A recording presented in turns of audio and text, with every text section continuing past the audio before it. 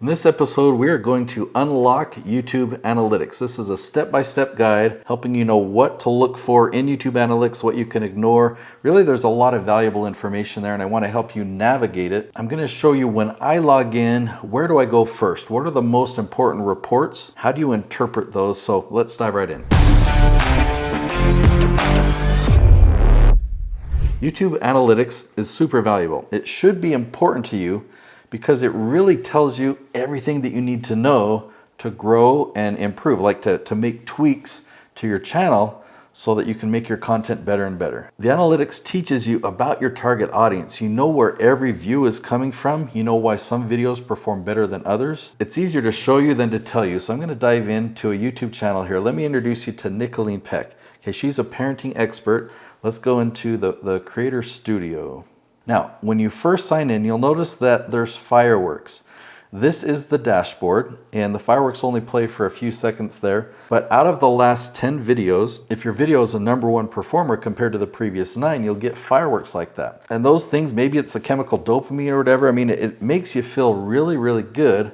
But admittedly, this isn't where you want to pay attention. It does depend on your goal. And the goal for Nicolene, in this case, she uses this channel as a lead generation for her parenting training business. So her focus isn't ad revenue. She does make a little bit of ad revenue. In fact, I can show you right here. If you click on analytics, in the last 28 days, this channel has brought in $755, but that's not a very livable income. This channel makes a lot more than that in business revenue. So when you come to the dashboard and you see fireworks like that, knowing if this video performed better than the previous 9, it's kind of cool to say, ooh, my video's performing well, and I like the feeling of seeing those fireworks, but hopefully you're going to take away from this video a more valuable way of using this resource.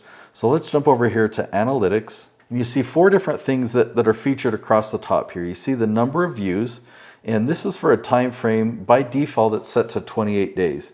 You can change that. We can go just to the last week. We can look at it the last 90 days or the last year. You can actually go clear back to lifetime, the entire life of a channel, or you can put custom dates in there. So YouTube has really made it full featured to whatever you want to be able to look at, and that applies to all data. Whether we're looking at the number of views, the watch time, the number of subscribers, so this is the number of subscribers added to the channel in this period, or the ad revenue. Another thing on this screen that I love to look at is this section over here. So the last 28 days applies to everything on the left 2/3 of the screen. It shows the real-time number of subscribers. And if you've ever seen one of those counters, your live count, that's where this is. It's actually provided by YouTube.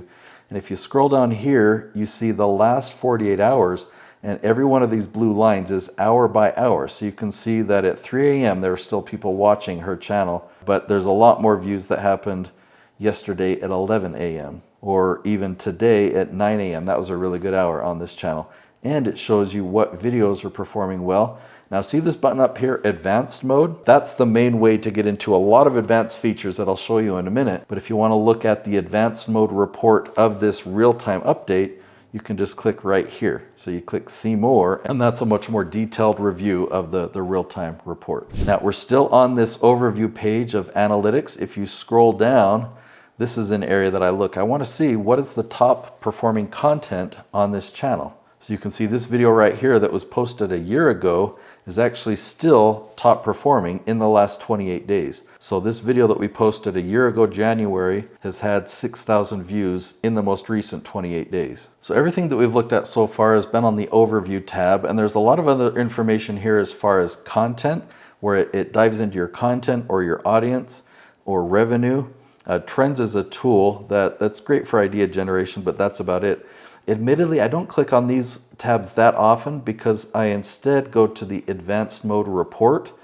And let me show you, you have everything here. If you click on, you hover over more metrics, look at all these different stats. So you can create reports and manipulate the data any way that you want to learn from it and to understand your audience. So here's an obscure report that's actually kind of fun, and it's very telling, and this is probably going to be surprising.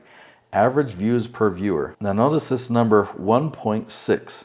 That's kind of surprising to me. It used to be, but now all the different channels that I produce, and I produce over 60 different YouTube channels that are lead generation, and these are successful channels. So that needs to keep that in mind when you think about this number.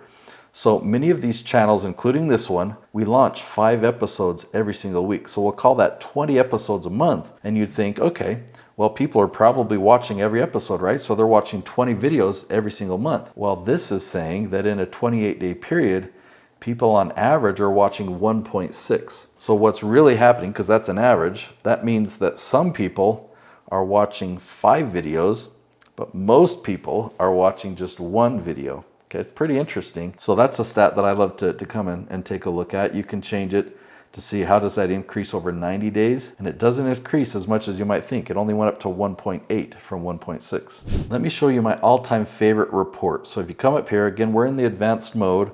Come here to traffic source, and it breaks down all the different sources of traffic on your channel. I'm going to switch this back to 28 days. So in a 28-day period, this channel has had 98,000 views, and 29,000 of them have come from YouTube search. 19,000 have come from external. If you click on external, it drills that down even further. You can see that 55% of external is Google search. So it's an additional 10,500 from search. So 29,000 from YouTube search, another 10,000 from Google search. We've got suggested browse and so forth.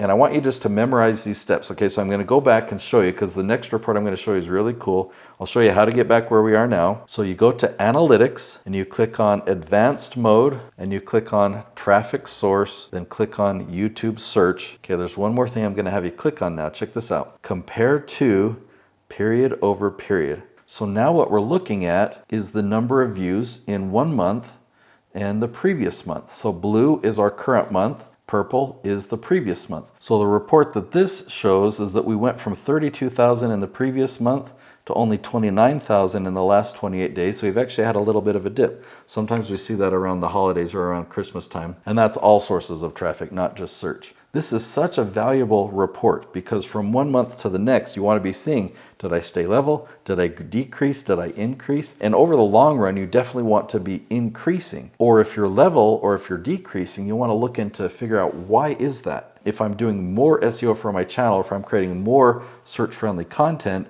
my search traffic should be going up. All right, now you'll be able to have a lot of fun exploring here. I'm going to turn off comparison. There's so many different reports that you can create, and depending on what video you're looking at, you can drill it down by video or by a whole channel. Another thing that you can do is you can actually create groups of videos. So you can create folders and put different videos in those folders. You can compare one folder to another. It's amazing. Now coming back here on the left side of the screen, the content tab is a place you're going to be spending a lot of time. You're going to look at all of your scheduled content and all of your recently posted content. Now, by default, it's sorted according to the date or the date that it's scheduled to go live. And so if there's a video that you're getting ready, you can come in here and you can edit the video, or you can look at the analytics. You can go straight to the comments of that video. I don't usually use this feature because over here, if you click community, you can look at the comments for the entire channel all in one place. So, and it shows you this comment came from this video, but these 2 comments came from this video. And it can help you stay up to date on your comments. Right now I have it selected for I haven't responded. I can turn that off and then reset the filters to say, yeah, if only show me the ones that I haven't responded to, or show me the ones that have got new replies. So you can do that here on your laptop, or you can do it on your phone.